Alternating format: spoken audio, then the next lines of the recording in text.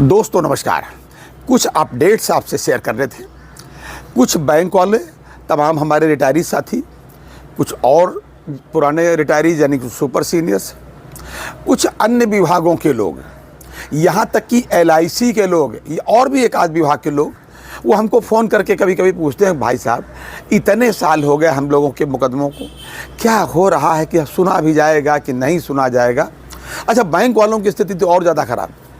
MC Singla साहब चले गए, बसंत बानकुद्रे साहब चले गए, के कालिया चले गए, ये सब भगवान के यहाँ चले गए। मुकदमे भाई साहब चल रहे हैं।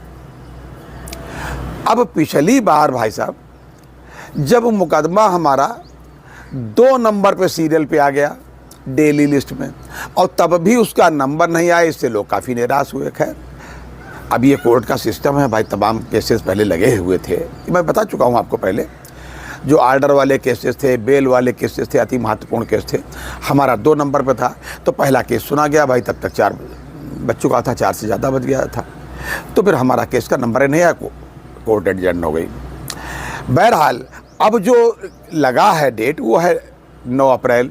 तो लोग पूछ रहे थे भाई साहब अब की हो जाएगा कि नहीं, सीरियल में क्या आएगा नंबर साहब क्या नहीं है। तो हमने कहा भाई जब लिस्ट बनेगी आएगी तो हम आपको समय से बता देंगे। लेकिन उनको बड़ी समस्या थी बेचारे, और बात भी उनकी सही है कि देखिए के कालिया साहब चले गए, खुद MC सिंगला साहब भगवान के यहाँ चले गए, महाराष्ट्र वाले बसंत बानकुद्रे साहब भी भगवान के यहाँ चले गए। ऐसे तमाम पेटिशनर हैं। हमारे अपने MC सिंगला साहब के एक और सहयोगी थे, वो भी जा चुके हैं। ऐसे ही हो रहा है। तो लोग ऐसे पूछ रहे थे कि भाई साहब अब की होगा कि नहीं होगा। तो मैं एक बात आपसे बताना चाहता हूँ। पहले तो मैं आपको एक बता दूँ कि हम ही लोग नहीं हैं, और भी समस्याएं थी जिनको रोज़ कोर्ट कुछ न कुछ तरीके से उसको जो है सुलझाने का प्रयास करता है। अब हम लोगों का मान लीजिए जो है केस था 3 फरवरी 2016 का MC सिंगला साहब का। ऐसे ही 2017 का केस है LIC का भी जो मामला पेंशन का है, उनके यहाँ भी ये स्थिति है। तो कमोबेश उनकी भी वही स्थिति है। तो मैं आपको ये बता दूं कि तमाम जो रोज़ तारीख बढ़ती हैं, तारीख पे तारीख और तारीख पे तारीख लगता है कि खैर, पहली बात तो मैं ये बता दूं कि अगर आप सुप्रीम कोर्ट का या हाई कोर्ट का भी देखेंगे तो जो भी लिस्टिंग होती है उसमें देखें एक एक जजेस के ऊपर कितने कितने केसेज आते हैं। हम वो बात हम नहीं कहेंगे कि साहब उसमें इतना बढ़ा दिए जाएँ, घटा दिए जाएँ, ये हमारी क्या कहने की हैसियत है। हम तो अपने लिए हाथ जोड़ रहे हैं, भैया हम लोगों केस बैंक वालों का सुन लिया जाए। इस बार क्या हुआ है, 18 तारीख को CJI साहब ने, हमारे भारत के चीफ जस्टिस ऑफ इंडिया साहब ने, उन्होंने एक आदेश जारी किया है जी, एक सर्कुलेट किया आदेश एडजर्नमेंट के बारे में, कि बार बार जो नहीं बड़े लोगों का नहीं मन हुआ, बढ़ाने का मन हुआ, जिसको अच्छा खींचना है तो खींचो मुकदमे को, किसी न किसी बहाने से एडजर्नमेंट मांग लो। उस एडजर्नमेंट के बारे में उन्होंने कुछ मॉडलिटीज़ जारी करी हैं, कुछ नियम बना दिए हैं। जो उन्होंने पत्र जारी किया है, आदेश जारी किया है, वो मतलब जो है रजिस्ट्रार साहब के सिग्नेचर से होता है कि वो रजिस्ट्रार ही उनकी कैंडिडेट लगती है रजिस्ट्री में। तीनों जो रजिस्ट्रार हैं, 3 रजिस्ट्रार के सिग्नेचर से जारी हुआ है। साफ लिखा है CJI के, ऑनरेबल CJI साहब के निर्देशानुसार। उसमें इस बार उन्होंने आदेश में लिख दिया है बहुत साफ साफ कि एडजर्नमेंट कैसे मिल सकता है, कैसे नहीं मिल सकता है। इससे समस्याएं काफ़ी हद तक हल हो जाएंगी, ऐसा मुझे लगता है। मुझे व्यक्तिगत रूप से ऐसा लगता है, और आप अपने कमेंट में बताइए कि आपको क्या लगता है। आप जब इसको पढ़ेंगे, मैं डाल रहा हूँ जो उन्होंने आदेश जारी किया है।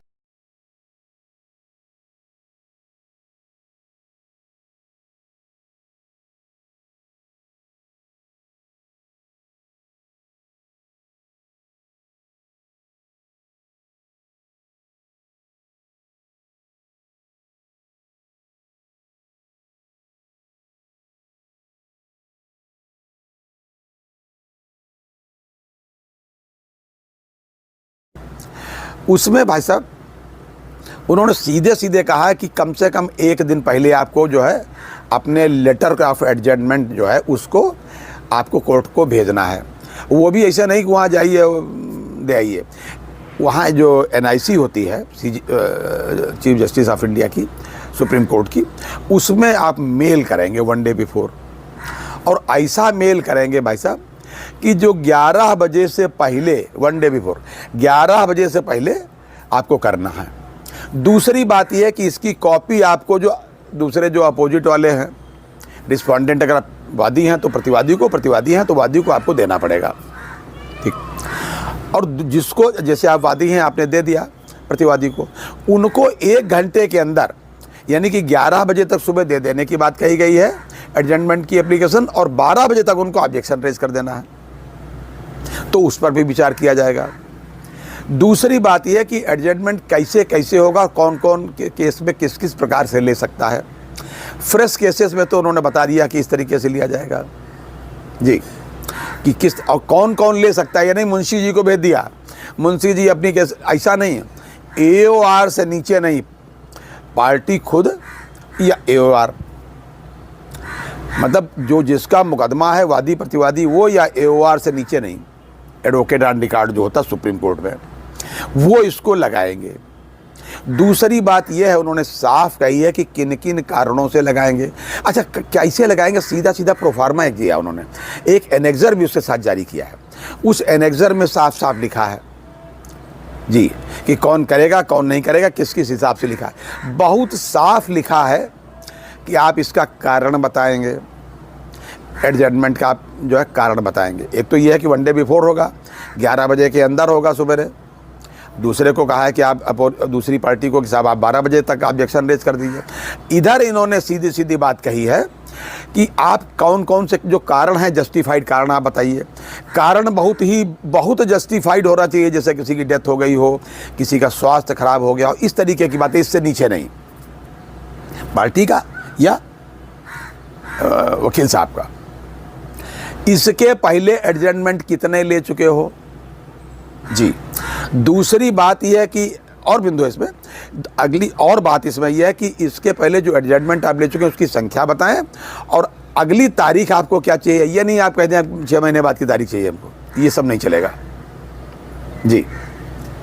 एक और बात उन्होंने कही है, वो भी बड़ी महत्वपूर्ण है भाई साहब, उसमें ये साफ लिखा है कि इस पर कोई पहले से कोई आर्डर, अंतरिम आर्डर यानी स्टे वगैरह तो नहीं चल रहा है। कभी कभी होता है कि स्टे चल रहा है, एक पक्ष को कुछ लाभ दे रहा है स्टे हो, तो वो उसका इस्तेमाल करने के लिए और ज़्यादा टाइम चाहता है, ये भी होता है। ये सब भी बताना आपको, तमाम बातें उन्होंने बताई हैं। NIC का उन्होंने वेबसाइट का अपना पूरा दे रखा है कि इस पर आपको करना है। खैर, बिल्कुल एडजमेंट CJI SCI.nic.com इस तरीके से लिखा हुआ, मैं डाल रहा हूँ, आप पढ़ लीजिएगा। एक बात और उन्होंने सबसे महत्वपूर्ण कही, जिसके लिए मैंने ये वीडियो बनाया आपके लिए जी भाई साहब, आप बताइएगा अपने कमेंट में ये आपको अच्छा लगा कि नहीं। एक बात सबसे महत्वपूर्ण उन्होंने कहा है कि रेगुलर केसेस जो है उसमें एडजमेंट नहीं मिलेगा भाई साहब, रेगुलर केसेस में एडजमेंट नहीं मिलेगा। विशेष परिस्थितियों में तो भाई सुप्रीम कोर्ट है, उसका नाम है सुप्रीम, और सुप्रीम से बड़ा तो कोई सुप्रीम होता नहीं, तो वो तो कुछ भी कर सकते हैं, पूरा उनका हुआ, उन्हीं का आदेश है। हालांकि इसके पहले भी इस तरीके के आदेश हुए हैं, इस आदेश में भी लिखा है कि पुराने आदेशों को सुपरसीड करते हुए ये आदेश किया जा रहा है। तो मैं इसलिए ज़्यादा प्रसन्न हूँ भाई साहब कि हमारा आपका केस, यानी बैंक पेंशन अपडेशन का मामला जो है, और चाहे LIC वाला अपडेशन का मामला हो, ये सारे मामले जो हैं रेगुलर केसेस में है, और वहाँ एडजमेंट अब हवा में नहीं चलेगा। तो ये हम लोगों के लिए बड़ी सुखद बात है। तो अब मैं उम्मीद कर सकता हूँ, और आपको भी उम्मीद करना चाहिए, और आप भी उम्मीद ज़रूर करें, अपने कमेंट में भी बताएं कि आप आश्वस्त हैं कि नहीं हैं, कि अब एडजमेंट नहीं होगा। 9 अप्रैल को आपका केस जरूर सुना जाएगा, ऐसा मुझे लगता है।